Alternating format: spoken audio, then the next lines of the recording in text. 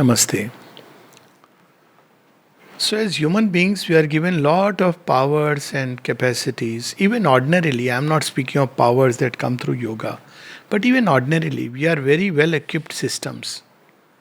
But we have either not used them or through our education process, we are not taught how to use them. Let me give an example.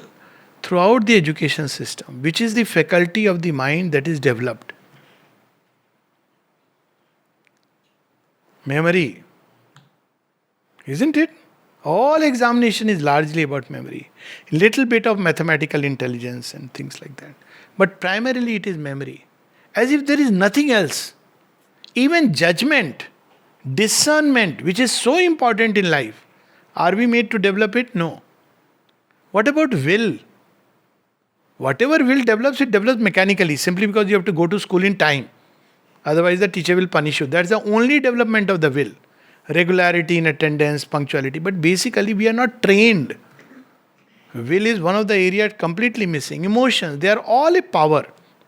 And one such power, which is the most abused, but it is so useful, is the power of imagination.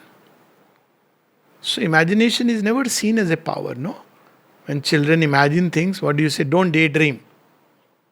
Be in the real world. And scientists, for them, imagination is something an anathema. It's irrational. Tell me one thing. Does the mind and the body really differentiate between imagination and reality? When you watch a movie, when you watch what was that horror movie, whatever it was, how does the body react? How does the mind react? Watch the physical posture of somebody. When you're watching a movie, now they've given advertisement also. All the teeth suddenly, shine. And there is horror. I don't know what is that advertisement of. Probably some light. Huh? Happiness. Chewing gum, okay, whatever. But it's like suddenly, there is a sense of horror in that whole thing. So have you seen what happens when there is a sense of horror? Your posture, everything automatically happens.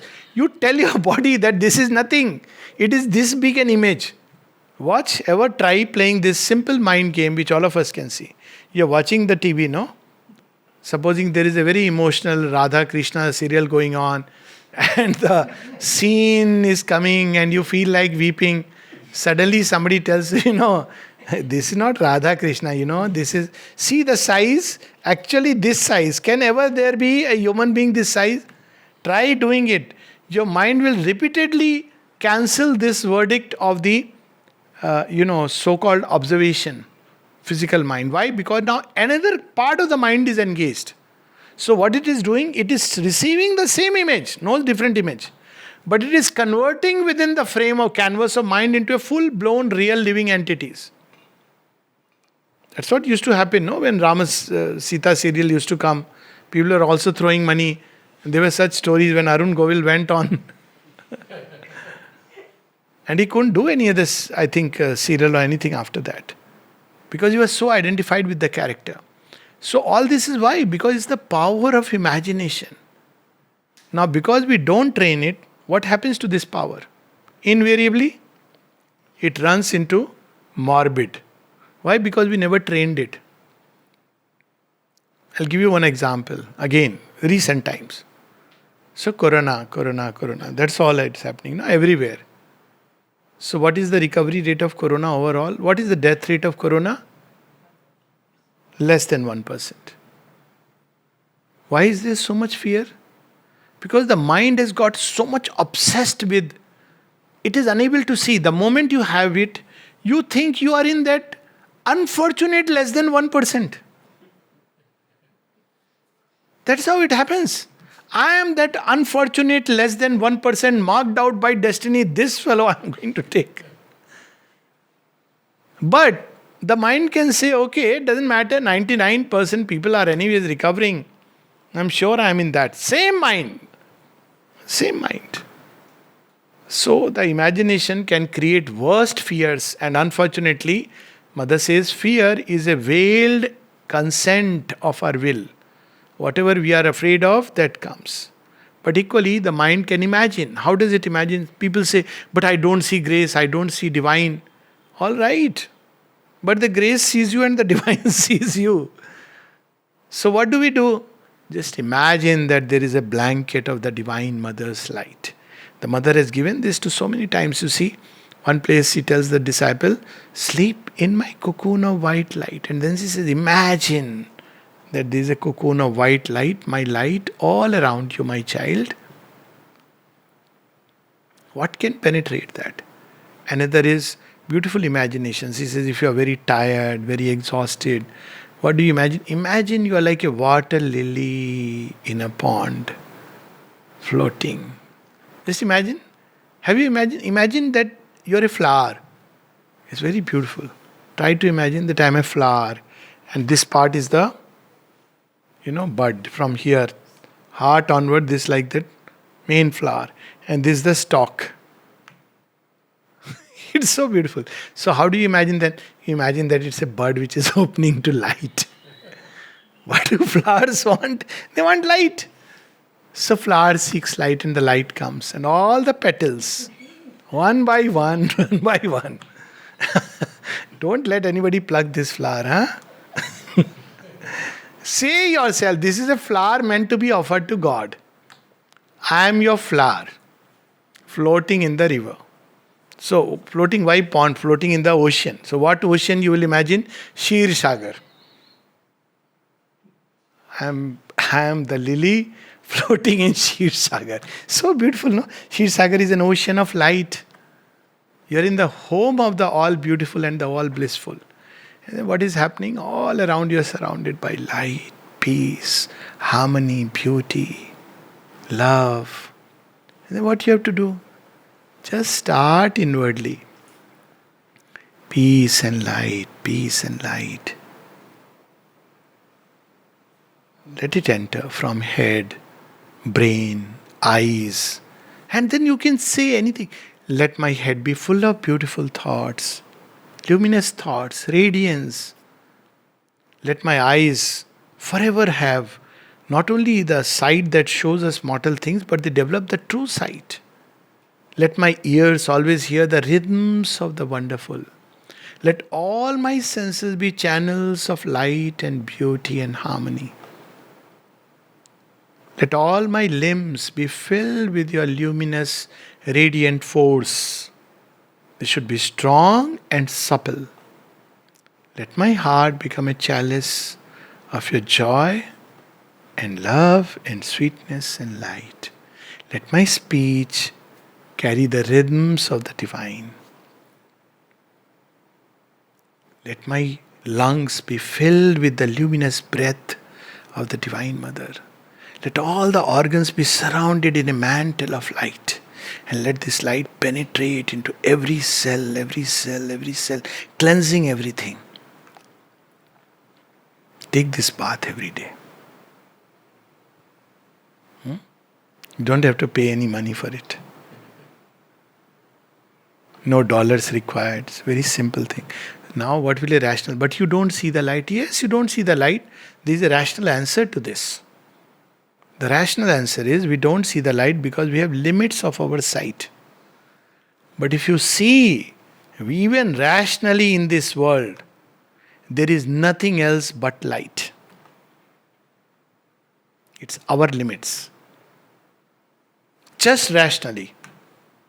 There is no original darkness, including the black hole. Isn't it true? So there is nothing else but light.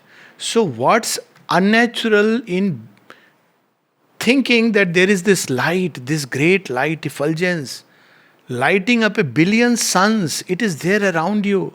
What force can enter it which will not get instantly dissolved? And when you say the mother's light, then it is gentle, tender, caring. That radiance can burn us, but mother will say only this much light that my baby needs. How beautiful life can be. So use this power of imagination. It opens the path. So when we imagine beautiful things, children, they should imagine stories which are beautiful from the beginning to the end. No villains. We don't need them. Plenty of them are already there. Make a story which is beautiful from beginning to the end. Unfortunately, because we have morbid imagination, life also then unfolds like that. Imagine that there'll be beautiful things which will happen to you. Why not? Why should you be targeted? But see how the mind will say, how can that be? There has to be sorrow, isn't it? The mind will immediately start. Ek maina dekha to it is one for sorrow, two for joy. No, one for joy, two for joy, three for joy, four for joy. So always imagine beautiful things. Always imagine in everything that ultimately goodness, light, beauty, that will prevail. So use imagination as a key to open doors. Which means again we go back to the same thing, mastering our thoughts, mastering the imagination. The moment imagination runs in a morbid direction, tell it, you are misbehaving. Train it consciously, deliberately let imagination be beautiful. Even in the worst situations, doesn't matter. I'll leave you with this story where there's a man, there were two people in a, ward. So there was one man who was by the side of the window and there was another man who was on the side of the wall. So now this man on the side of the wall always believed, how privileged he is. So he will often ask, what do you see out of the window? Because they couldn't walk. So, there was no way that he could have walked to the window and seen. So this man by the side of the window will tell him what he is seeing. And with different seasons, the different trees with nice flowers blooming. And he would feel very happy that, so nice. I can see these things. And then one day, that bed is empty. So the first thing he asks the ward people that can I be shifted to that bed? He says, yes. So when they shift him to the bed, he sees there was nothing but a dump yard outside the window. But this man who was there initially would imagine beautiful things. Okay, so that's how when we lead life, it's not about it is not real. See the idea of reality, this idea that what I see is real is the most redundant, crude, primitive idea of reality. What I see is real, what I hear is real. Even science will tell you, sir, we don't know what is real because what we see is a very small thing. The idea of the tree is as true as the tree itself. That is the principle from the yogic perspective. So the idea you have of reality is as important. So how to open that door is through the power of imagination. Imagination is the same power, Maya, which has built the worlds. It has been lent to man. It's a grace that it has been lent to man. Because through imagination he can escape out of something which seems so harsh when people are in prison or in abject conditions. You are confined to bed. Use this faculty, wonderful power, to imagine any amount of things you can imagine. Write. So imagination opens the path. Namaste.